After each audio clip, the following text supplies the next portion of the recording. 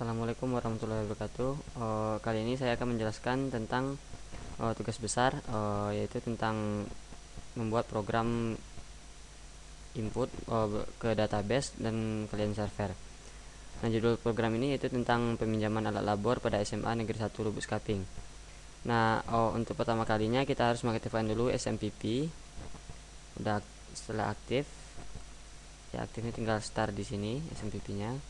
Kemudian pada awalnya kita membuat dulu sebuah database pada localhost.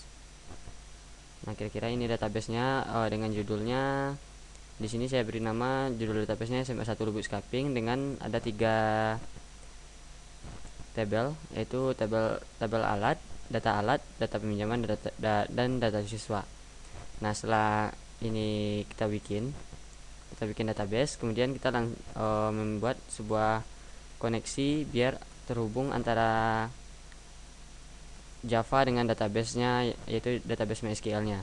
Kemudian di sini kita membutuhkan settingan pertama, yaitu kita install dulu MySQL ODBC-nya.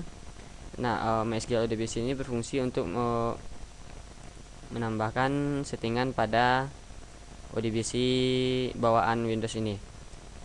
Nah, untuk settingan ODBC-nya kita langsung control panel. Setelah kita install dulu MySQL ODBC-nya. Setelah kita install, kemudian kita lanjut pada control panel, kemudian administrative tool. Nah, kemudian di sini ada data source ODBC. Kita klik 2 kali.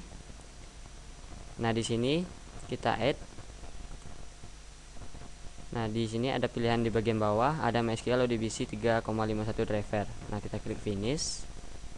Kemudian di data source name-nya kita bikin misalkan namanya yang unik, misalnya SMA 1 Lubuk Skaping 2 misalnya. Kemudian di sini servernya kita bikin localhost. Nah, untuk usernya kita beri nama root, kemudian passwordnya dikosongkan saja. Kemudian database-nya, nah kemudian akan keluar database-nya. Kita pilih database yang tadi SMA 1 Lubuk Skaping. Kemudian kita klik tes. Nah, success connection was made. Berarti koneksinya udah terbentuk antara ODBC dengan Java-nya. Kemudian kita klik OK. Nah, di sini akan keluar SMAN 1 LBS 2. Nah, kita klik OK. Nah, kemudian kita langsung masuk pada Java-nya NetBeans. Nah, di sini saya sudah membuatkan 2 buah project, yaitu pertama project untuk servernya. Nah, pada project untuk servernya terdapat 5 buah form, yaitu form pertama tentang home, yaitu pilihan-pilihan awalnya. Kemudian ada form data siswa seperti ini, form data siswa. Kemudian ada form data alat. Kemudian ada form peminjaman dan pengembalian. Form pengembalian. Nah, di sini saya contohkan satu saja, misalnya pada form peminjaman. Kita klik source-nya. Nah, di sini untuk tombol save pertama, untuk tombol save. Nah, di sini kita akan membentuk sebuah koneksi.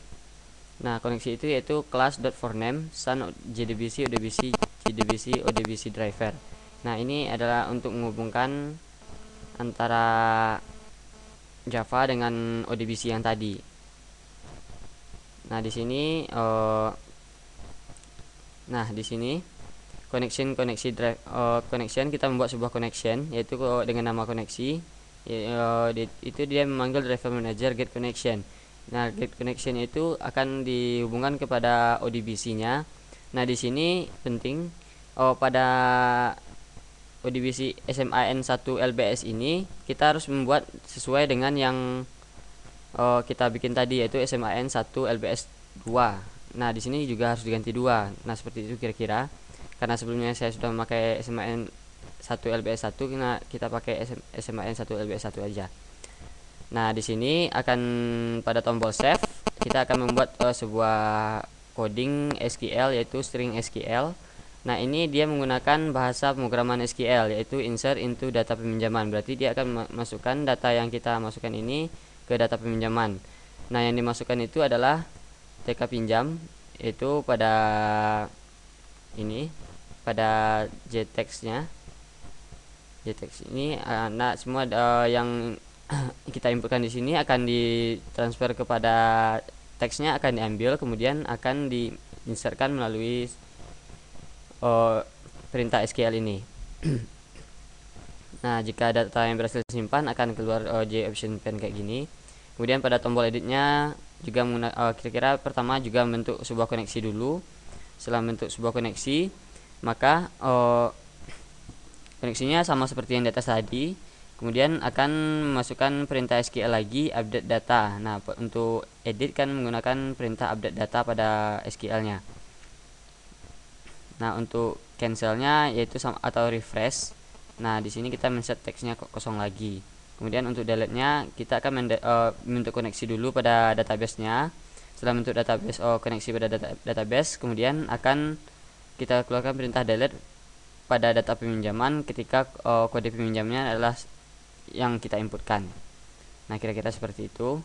Kemudian di bawah ini kita akan membutuhkan kelas display. Kelas display. Nah, untuk kelas display ini fungsinya yaitu untuk menampilkan data-data yang ada pada database pada sebuah tabel. Yaitu dengan cara seperti ini, kita membentukkan koneksi seperti biasa. Setelah membuatkan koneksi, kemudian kita membuatkan sebuah statement.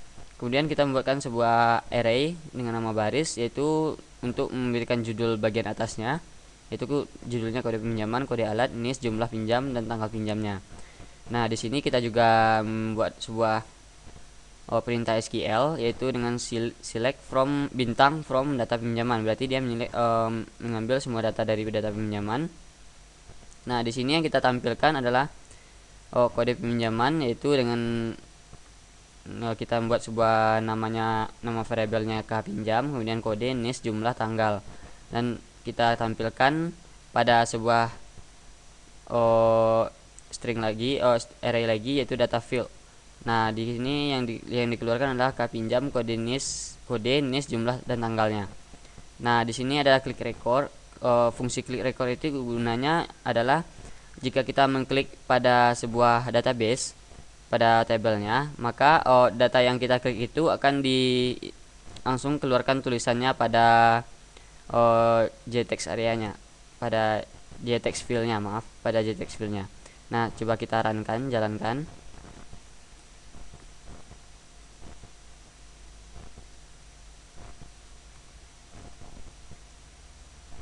Kita run.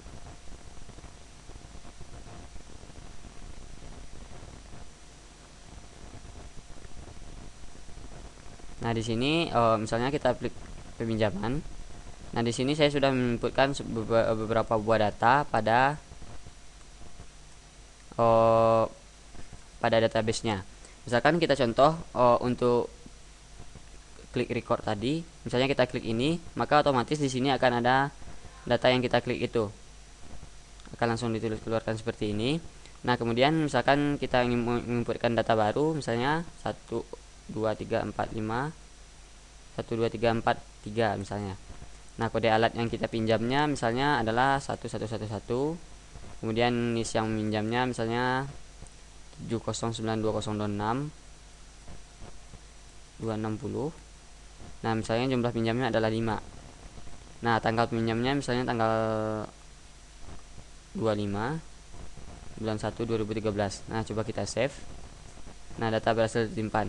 Nah, di sini akan otomatis akan keluar seperti ini. Ini data yang kita inputkan tadi. Misalnya kita pengen edit, misalnya kita ganti di sini dulu. Misalnya kode pinjamannya, kode alatnya kita ganti 11122. Nah, coba kita edit. Nah, apa akan keluar JOption pane kayak ini. Kemudian kita klik yes. Kemudian data berhasil diedit. Nah, di sini akan otomatis teredit 1122. Nah, jika kita refresh, nah dia akan hilang. Kemudian tinggal kode pinjamnya. Kemudian jika kita pengen delete, kita klik input kode pinjamnya, misalnya 122343, kita delete, kita klik yes. Oke. Nah, otomatis datanya akan terdelete atau dihapus. Kemudian kita exit. Nah, kira-kira seperti itu. Nah, kemudian pada kliennya saya membuatkan beberapa buah form, yaitu form seperti ini home-nya, yaitu ada form daftar alat, peminjaman, pengembalian, dan exit. Pada daftar alat, yaitu fungsinya untuk menampilkan nama alat dan kode alat.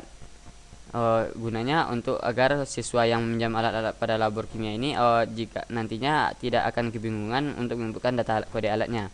Kemudian pada peminjaman klien akan terdapat pinjam form seperti ini. Cuma bedanya di sini dia tidak mempunyai hak akses untuk delete. Nah, coba kita jalankan saja. Nah, misalnya peminjaman. Nah, pada peminjaman ini misalnya kita tidak tahu kode alatnya, sedangkan kode pinjamnya kita inputkan sendiri. Kemudian pada daftar alat misalnya, nah ini ada saya baru menginputkan satu daftar alat. Nah, di sini ada kode alat misalnya kan 12234. Nah, pada kode pinjamannya 12235 misalkan. Kemudian pada kode alatnya 12234. Nah, ini adalah NIS siswa yang dibutuhkan 7020260 misalkan. Kemudian jumlah pinjamnya, nah di sini ada jumlah alatnya ada 15. Nah, misalnya dia mau pinjam 5. Kemudian tanggal pinjamnya tanggal 25/01/2013. Kemudian kita save. Data berhasil disimpan. Nah, ini adalah data yang disimpan tadi. Nah, dia bisa mengedit, misalkan dia tidak menjadi pinjam 5, misalnya pinjamnya cuma 4. Kita edit. Kita klik yes. Kemudian oke. Nah, jumlahnya akan menjadi 4. Nah, untuk refreshnya langsung menghilangkan kode ini. Kemudian kita klik exit. Nah, begitu kira-kira. Sedangkan pada form pengembalian nanti akan ada otomatis ini kode yang kita pinjamkan tadi pada tanggal 25. Kemudian data ini barangnya belum dikembalikan. Nah, jumlah kembalinya masih 0. Kemudian di sini akan diinputkan kode pinjaman. Masukkan kode pinjaman yang yaitu 12235. 12235. Nah, masukkan kode alatnya. Kode alat yang dipinjam adalah 12234.